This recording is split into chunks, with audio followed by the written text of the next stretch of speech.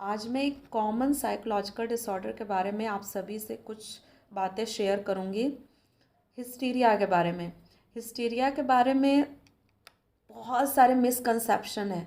मतलब एक सामान्य सी बीमारी को इतना ज़्यादा क्रिटिकल बना दिया जाता है कि पेरेंट्स से लेके फैमिली मेम्बर्स से लेके सब बहुत ज़्यादा डिस्टर्ब हो जाते हैं। हिस्टीरिया हिस्टीरिया कैसे हो सकता है? मेरी बेटी ये तो कोई सेक्सुअल कंटेंट नहीं देखती, उसका कोई बॉयफ्रेंड नहीं है मैम। ऐसे तमाम तरीके के क्वेश्चंस पुट अप होते हैं। मतलब उसके रूट रूट में जाने की कोई कोशिश नहीं करता कि अगर हमारी बेटी अनकॉन्शियस हो रही है, उसको ऐसी चीज़ें हो रही हैं, तो उसके पीछे कुछ मानसिक उलझनें हो सकती हैं, कुछ रीज़न हो सकते हैं। और तो और मैं डॉक्टर्स की बात कर रही हूँ। बहुत सारे डॉक्टर्स भी बोलते हैं कि छोड़ दो, जैसे जैसे शादी होगा ये सही हो जाएगी, क्योंकि इसके ऊपर कोई दवाइयाँ इफ़ेक्ट नहीं कर रही हैं। आप सोचिए वो जो पेशेंट है उसके ऊपर क्या बीतती है, और ये बहुत ही पेनफुल है। मैं मानती हूँ कि कुछ केसेस में भी ऐसा हो सकता है, कुछ केसेस में, लेकिन सब केसेस में ऐसा नहीं होता कि आप हिस्टीरिया मतलब उसको सेक्स से कोरिलेट करके देखो। उसको एक तरह से मान लो कि इसकी सेक्सुअल नीड्स ज़्यादा है।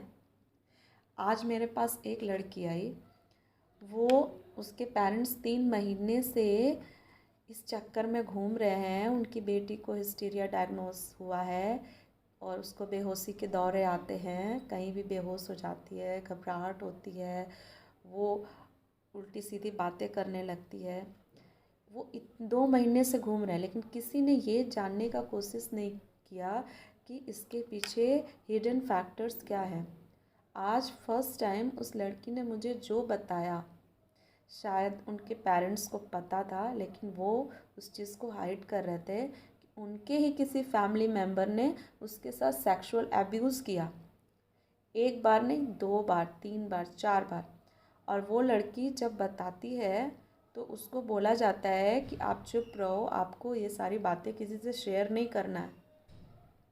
तो वो लड़की अंदर ही घुटते घुटते, फ्रस्ट्रेट होते होते, कुंठित होते होते अपनी बातें वो कहे किससे, और उसकी ये बीमारी बन गई। अब वो किसी के पास जाती है तो उसको डॉक्टर के पास तो बोला जाता है कि हिस्टीरिया है।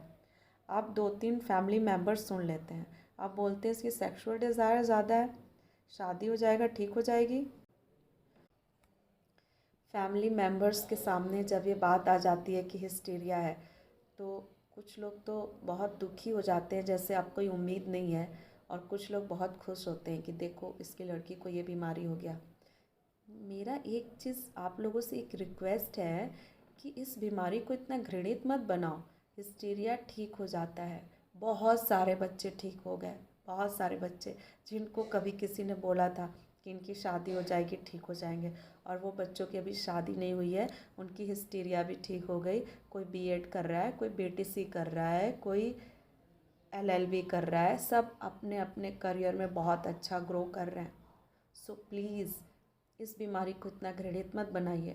और पेरेंट्स से एक रिक्वेस्ट है कि जब आपका बच्चा, बेटी या बेटा आपसे आके बोलता है कि हमारे साथ किसी ने मिसबिहेव किया है, सेक्सुअल अब्यूज़ किया है, तो उस पर ट्रस्ट करिए, उसको हिम्मत दीजिए, उसको हिम्मत दीजिए कि हम आपके साथ हैं, आप घबराओ नहीं, हम आपके साथ लड़ेंगे, हम सामना करेंगे चीज़ों का। सिर्फ बात तो करो यार, इतना घृणित मत बनाओ चीज़ों को। मानसिक बीमारियां सही हो जाती हैं अगर सही समय पे उनको इंटरवेंशन मिले। तो प्लीज़ ये मेरा हम्बल रिक्वेस्ट है कि हिस्टीरिया मतलब शादी नहीं होता, और हिस्टीरिया मतलब सेक्स नहीं होता। सो प्लीज़ बी केयरफुल, और बच्चों पे ध्यान दीजिए अपने।